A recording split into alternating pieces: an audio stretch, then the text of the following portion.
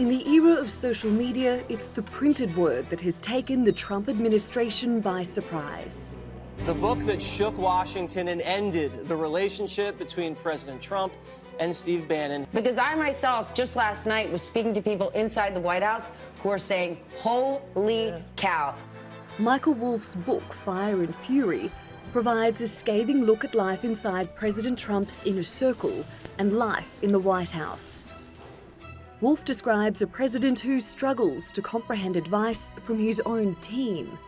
He didn't process information in any conventional sense. He didn't read. He didn't really even skim. Some believe that for all practical purposes, he was no more than semi-literate. In the book, Trump's former chief strategist, Steve Bannon, accused Donald Trump Jr. of treasonous and unpatriotic behavior for meeting a Russian lawyer in Trump Tower during the presidential campaign.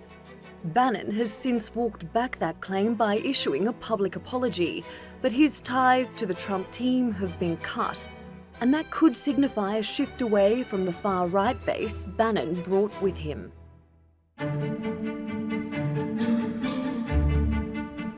Michael Wolff is standing by his work. If I left out anything, it's probably stuff that was even more damning. It's that bad. It's that bad. What happened here? What's going on here? This is, I think not an exaggeration and not unreasonable. It's not unreasonable to say this is 25th Amendment kind of stuff. In the US Constitution, the 25th Amendment includes a section about the transition of power to the Vice President, if the President is unable to discharge the powers and duties of his office. Trump says he's more than qualified and mentally stable to carry out the top job. He says his two greatest assets have been mental stability and being really smart. And he went from very successful businessman to top TV star, to President of the United States. And that would qualify as not smart, but genius, and a very stable genius at that. But the fact Trump has even had to address the contents of what he dismisses as a fake book and sell his credentials after almost a year in office has placed even more scrutiny on his presidency. Natalie Pohanen, The Newsmakers. Well, joining me now from San Diego is Harry Litman. He's a former U.S. Attorney and Deputy Assistant Attorney General. From London, we have Andre Walker, a founding member of Breitbart UK and Steve Bannon's former colleague. Completing our panel from Miami is John Cardillo. He hosts the radio talk show Off the Cuff. Gentlemen, thanks so much for joining us.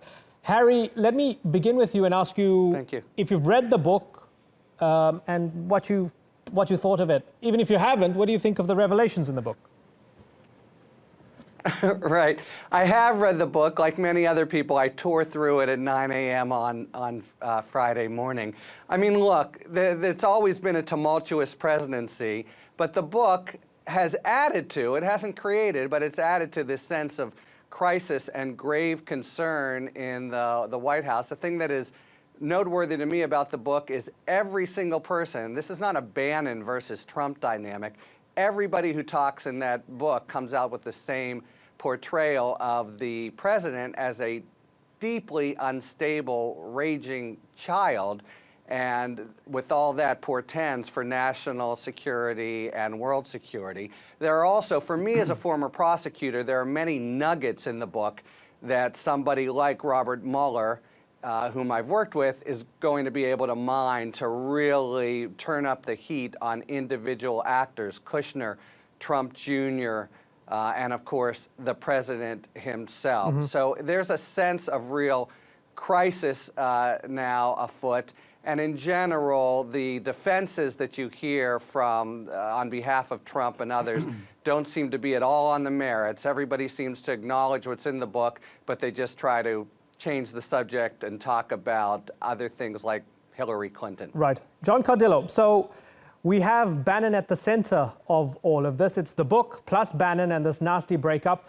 Bannon recently said he wasn't talking about Donald Trump Jr., he wasn't calling him treasonous for meeting with Russians. He was talking about Manafort. Whether you believe him or not, the fact that Bannon considers the meeting with the Russians as possibly treasonous or collusion, doesn't that mean that maybe the Democrats are right? Absolutely not. Look, the book is a complete fabrication. Michael Wolff's previous book found 13 alleged sources demanding that Wolff retract their statements because they never said it. I speak to people in the West Wing all the time. People are saying we never said what Wolff is attributing to us. And if we did say it, it was out of context. It was a joke. Wolff played fast and loose. And with respect to Harry Litman, Mr. Litman was a Clinton administration appointee. So of course, he's going to say that this has tidbits for Robert Mueller and that it's about Hillary Clinton, because ultimately this is deflection from what appear to be crimes by Hillary Clinton and Huma Abedin. The book is complete junk. I actually interviewed Dr. Sebastian Gorka on my show right before we were doing this show here. He refused to be interviewed by Wolff because he said Wolff's reputation as a far-left political hitman was well known. And those inside the White House, and we suspect that the people that gave Wolff access were those never-Trumper holdovers inside the West Wing who wanted to damage the presidency. I think at the end of the day, this book is being laughed at. The publisher should be ashamed of themselves for allowing a person to write a book when that person has a history of fabricating sources.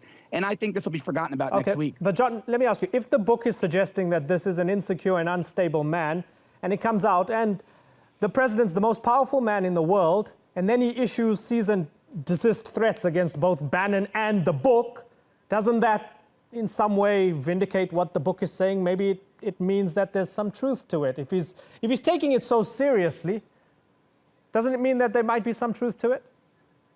Absolutely not. Quite the contrary. If somebody were to insult me and fabricate sources who make things up about me, you can bet your bottom dollar that my attorney is going to fire off a cease and desist letter, and I'm going to take very aggressive legal action. Who wouldn't? That, our system here in the United States is based upon the fact that you exercising your legal rights, you seeking remedies available to you under the laws of your state, the federal government, and the Constitution is in no way indicative of wrongdoing on your part. You just don't want to be smeared. I think the president is 100% right. Andre Walker, as an employee of Breitbart... Of course, Trump did not do that. Just a second, What Trump did was issue the letter, but then back away. Okay, fair enough, Harry. Andre, let me bring you in. As an employee What Hillary did was allow Huma Abedin to skate on crimes by using influence. Okay, you were a Clinton appointee. Let's park off Hillary for a second. Okay, John, if you don't mind, I want to bring in Andre because we have three people on the panel here. Andre, as an employee of Breitbart, I'm curious, do you find yourself sort of torn between Trump and Bannon in this fight? Well, first of all, I'm a former employee of Breitbart, and I don't think I am at all. I mean, I think Steve Bannon's made it 100% clear that it was a mistake to have spoken to Wolff at all. I think he's made it clear, like everybody else has made it clear, that things were misquoted and taken out of context. For goodness sake, the first page of this book says that the Wolff has rephrased things, and so he's taken things, I think, completely out of context. As an example, everybody I know whose dad has a comb over, they rib them about it and make a few jokes. But Wolff sort of implies that Ivanka Trump is really seriously ridiculing her father in the White House rather than joshing a little bit. Similarly, he says that the president goes to bed at 6:30 p.m. I mean, are we to believe that these 4 a.m. tweets by Donald Trump are not in fact by Donald Trump, but by somebody else? So I think what he does is he's taken a grain of truth, which might be Donald Trump went to bed at 6:30 p.m. one night because he wasn't feeling well, and has turned it into something much, much bigger. So I think that what this talks to is the level of dishonesty by Wolff. I think it's completely unfair to mischaracterize things in these ways. And I think what has happened is that there is 10% truth in this book, but it has now been so spun and so taken out of context and so reworded as to make it practically worthless as a piece of source material. Harry, let me ask you, playing devil's advocate here, about the timing. Yeah. Is it just the case that so many people, both on the left and perhaps on the right, those Republicans who don't like Trump, just want these stories to be true because they want proof that he is unfit to lead? Might that be the case? Well, you have to understand this is not that the book comes in and it confirms rather than initiates all the criticisms against Trump. With respect to both your panelists, Trump is now by far the most unpopular president of all time. The broad middle simply has abandoned this notion that's being propounded by your panelists, that he's some kind of normal person. It may or may not be that he's the sort of cheeseburger and cable TV at 6:30 p.m. Account is 100% accurate. It doesn't matter. The point is the broad details and the unanimous account of everyone who goes in the Oval Office, and even more importantly, of course, the factual details that Robert Mueller is gathering. It's not a funny back and forth political battle. It's a matter of grave concern that you have a potential buffoon. Sure, go ahead. Can I respond to that? I think that is the issue. The issue is the devil's in the detail. Because fundamentally, if these stories are mischaracterized, then what that turns into, it turns from what I contend, that Donald Trump is using extremely robust language to get what he wants from America, and it turns it into he is a nutter raging. So the devil in the detail, that is the important element of it. And when you mischaracterize what Donald Trump's staff are saying, then you change this from a deliberate strategy by Donald Trump into making it appear to be something that's crazy, which is exactly what this book intends to do. John Cardillo, do you think Bannon's the crazy one? Right, here? if you know. Let me return for 1 second to the point that John made about the cease. Harry responded, then very John. quickly, Harry, the cease and desist letter. Thank you. On the cease and desist letter, of course, Trump immediately folded, because what would happen had he gone through with this legal threat, he would have had to sit for a deposition. He would, under penalty of perjury, have to tell the truth, and of course, that's what he needs to avoid more than anything. Okay. John Cardillo, is Bannon the crazy one? No, look, Harry's point is simply ridiculous. He's the sitting president. He doesn't have time to deal with this. Look, the timing of the book is very conspicuous. The law says he right must. On the heel. The timing of the book came on the heels of the Department of Justice reopening Hillary's email investigation and reopening the investigation into the Clinton Foundation. We now know that Huma Abedin transferred more classified information to her husband's laptop, so I understand why Harry's deflecting. His former bosses, the people that appointed him, are probably going to go to prison, whereas Robert Mueller has found zero evidence of collusion on Team Trump. He only got him on bogus process crimes, and Paul Manafort on a financial crime from 2006. Now, is Bannon crazy? No. Steve Bannon is a smart strategist who messed up. He said things that he shouldn't have said. He said things out of context, but more importantly, he trusted a far-left political hitman. But all of this deflection and all of these details that are trying to be spun don't take away from the fact that the Office of Inspector General, our Department of Justice's report is due next week. It's going to be damning to the Obama DOJ and Comey's FBI. And I do suspect Huma Abedin will be criminally charged. As Harry well knows, as a former senior Justice Department official, there is no excusing away classified information on Huma Abedin's husband's unsecure laptop. This is why the left is freaking out and trying to make this book something it isn't. Bad things are coming for their people. Harry? Yes, so I'm here to tell you this is a completely bizarre fantasy in terms of what's going on in the States. This overall attempt to make this about Huma and Hillary is complete mischaracterization. In fact, everyone is focused DOJ said on there was an investigation, Trump, Harry. as they should be, and on Mueller, who of course is a solid professional. You have a Manichaean worldview in which there is Donald Trump and everybody else, including Mueller, a lifelong Republican, is a, quote, far-left operative. It's just not the way other people see it here. Andre, let me talk. Everybody in the States sees Mueller as biased. Everybody saw the people he stacked his team with. Clearly not and everybody. Your own department. Last point. Your own Department of Justice, Harry, admitted there were your own Department of Justice said Hillary's emails are back under investigation. The Clinton Foundation is under investigation, and more classified emails were John, found so on Weiner's laptop. it's a tale of two investigations for you. So, okay, and you like one and you don't like the other one. Andre Walker, let's talk policy now, and the Republicans in general and the Trump administration looking forward. Isn't this an opportunity for Trump to say, now that I'm no longer with Bannon, Bannon's not been around for a while now, but now that it got to this point with this book particularly, are we going to see Trump now cast away all the kind of alt-right, nativist, populist stuff that we saw bring him to the presidency and a base that he inherited along with Bannon's influence? Are we going to see Trump become more of a sort of normal Republican rather than this new kind of Republican that we saw during the last election? Well, I think it's important to remember that that Steve Bannon and the Mercers backed Ted Cruz. So I don't think Donald Trump inherited anything from Steve Bannon, though obviously unity between the two of them, I think, will assist at re-election time. Look, you know, I look at the approval rating figures and I think that they are satisfactory for where we're up to at the moment. They're not brilliant, but they're satisfactory. And the reason is because Trump voters are incredibly hardy. They've been there right from the start when he was polling 1% and have built up slowly as time has gone on. They have proved themselves to be very, very insulated from complaints. And I'll tell you why I think that is.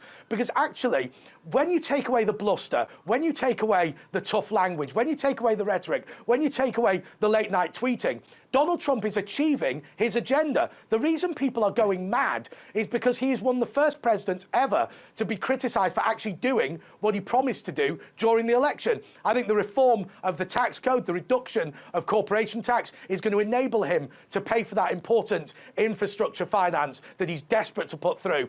I think there are every element of his policy, whether it's pushing NATO to behave properly in the defence of the United States of America, whether it's on reform, whether it's on getting the appointments that he wants. I think Donald Trump is doing actually a fantastic job. Okay. And I think what upsets people is that his strategy of being extremely robust and then pushing back is working. Harry Litman, you're focusing on the bluster and the noise, whereas, as Andre's saying, when you look at the facts, this guy's doing a good job. What do you think? Right. Well, look, I don't think this is a normal policy back and forth. I would, of course, dispute whether the tax bill, which is the only thing he's achieved, is good for America at all. I would point to the general concern that we've ceded leadership in the world. But I would put it all to the side. It's not a policy debate mainly now. It's a debate about the basic fitness of what everyone seems to portray as a raging buffoon in the, in the White House. These are not it's unfair, though, words. to say. It's unfair to say, though. It's unfair to say, look, he's achieving his policy aims, but that's completely irrelevant because we don't like the way he's doing it. I think the two are intrinsically linked. No. I'm sorry. I take your point. All I'm saying is these policy. John, go ahead. What I'm going to say is, first of all, to Harry's point, Harry is saying Trump is a buffoon, he's got low approval ratings, but using the same sources that had Hillary Clinton with a 92% chance of winning 2 days before the election. Trump hasn't only gotten tax reform passed, he's systematically dismantled all of Obama's disastrous regulation. Business is soaring. The Dow broke 25,000 here in the United States for the first time in history. The NASDAQ broke 7,000 due to tax reform. $4 trillion with a T, $4 trillion will be repatriated to Americans and American businesses to stimulate the economy. We're seeing 4% growth in our gross domestic product. Those are achievements. ISIS is crushed. North Korea picked up a phone to talk to South Korea. These are massive achievements that Obama couldn't achieve in 8 years. Bill Clinton couldn't achieve in 8 years. Trump got them done in under a year. So to call the guy a buffoon is just histrionics from the left. They're a nervous wreck that he's eradicating the disastrous Democratic agenda. Let me speak briefly to Obama versus Trump. Every country in the world, go ahead.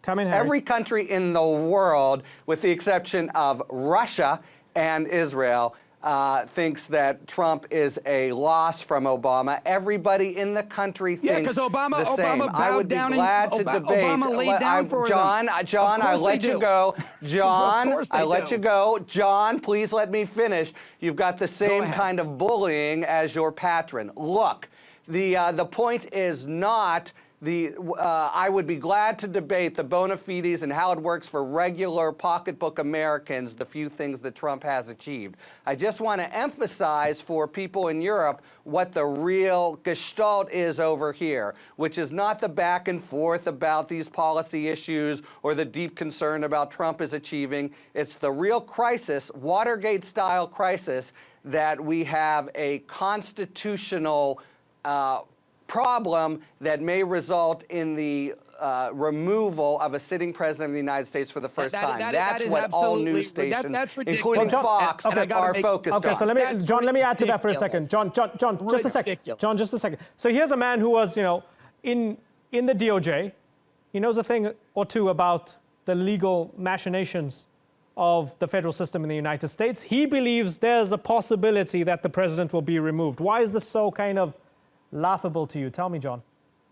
Because I spent half my professional career in law enforcement as well. It is laughable. Mueller has nothing. Look, I'm not a bully, but Harry, like the capitulating wimp Obama, wants to lay down and let the bullies of the world walk all over him. Donald Trump isn't doing that. So yeah, all the bad guys and the zealots and the despots and the dictators in the world wish they had Obama back because he was their doormat. And Harry apparently thinks that's acceptable. I don't. There is no case for impeachment. Mueller can't even find a shred of evidence of Russia collusion because it doesn't exist. He got 2 people on bogus process crimes and another on a financial crime. The guy's been going at it for a year. And with regards to General Flynn, all he had was the process crime. That's why he took a plea. Now, Harry full well knows when a federal prosecutor has somebody on a higher crime, he makes them plea on that higher crime so he can hold something over them. He doesn't make them plea to the crime with the least penalty. That's 100% false. That's exactly what he doesn't. No, it is not, Harry. And you know exactly it's not false. Harry. You know it's not false. And there's nothing a process crime about lying and obstruction of justice. It's a process. No, hold on, Harry. Now you're being factually accurate. Let me say one thing about what Mueller has. Let me finish my point. Let me say one thing about what hold on, Harry. Let John finish his point and then you come in. Harry, no, hold on, Harry. You just lied on international television. No one was charged with obstruction of justice, only with the process crime of misstatements. Be honest. Let's be honest. Don't act like Michael Wolff and lie on international television. Harry Litman, I'm going to give you the final word because you've been outnumbered here. Okay. I'm sorry, Andre. I'm not going to give you the final word. Harry Litman, come in. No, sorry, Andre. I'm enjoying this. Thank you. I'm outnumbered here. I'm outnumbered here, but not in the United States. My final word will be about Mueller. Nobody, John and nobody else, knows what Mueller has or doesn't have. Mueller is a rock-solid professional, respected on all sides, who talks only when he has the evidence to present to a court. We are all waiting to see what he has, and it's completely fanciful to assert, as John now has, that Mueller has nothing. Harry Litman, Andre Walker, and John Cardillo, I thank you all for joining us here on the Newsmakers. See you soon.